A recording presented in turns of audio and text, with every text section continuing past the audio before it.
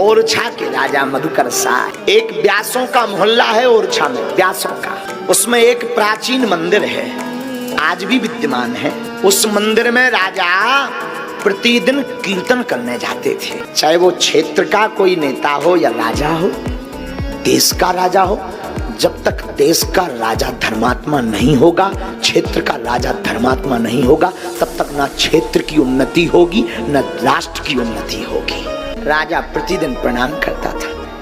राजा उस मंदिर में जाकर के रोज कीर्तन गाते थे, गोविंद के गीत गाते थे। एक दिन देर हो गई, कीर्तन के लिए नहीं जा पाए। रात के समय जब कीर्तन मंदिर के पीछे करने गए, देखो ये होता है, राजा पट नहीं खुलवाया। नहीं, सरकार सो गए हैं, प्रभु को सोने दो।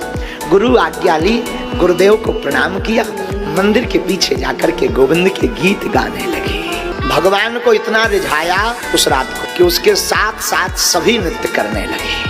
जब सभी नृत्य करने लगे, भगवान प्रसन्न हो गए और भक्तमाल में चरित्र आया कि श्री मधुकर साह के भजन कीर्तन के भाव को देखकर ठाकुर जी स्वयं ग्वाल का रूप बना करके नाचने लगे। जब ठाकुर जी नाचने लगे तो देवताओं ने स्वर्ण पुष्पों की बारिश की। किस पुष्पों की? स्वर्ण यानी सोना। राजा के सिपाहियों ने वो स्वर्ण के पुष्प बीन लिए और आज भी ओरछा की गद्दी पर जो बैठता है वही सोने के पुष्पों को पहले प्रणाम करता है, बाद में गद्दी पर बैठता है। इतने धर्मात्मा राजा हुए। इन पर गुरु कृपा कितनी हुई जरा सुनना। इन्होंने गुरु कृपा से अकबर को ललकार दिया, पूरे देश के राजाओं को ललकार दिया। एक दिन राजा मधुकर साह मंदिर में प्रणाम करने गए।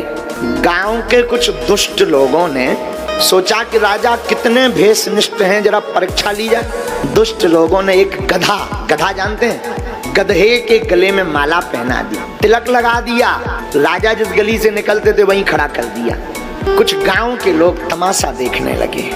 तमाशा जब देखने लगे, राजा ने जैसे ही सामने देखा कि गधा 12 अंगों में तिलक लगाए खड़ा है, उतरकर दंडवत प्रणाम किया, साष्टांग लौटकर और हाथ जोड़कर बोले, आज तक हमने 2 पैर वाले तो बहुत वैष्णव देखे, पहली बार 4 पैर वाला वैष्णव देखा है।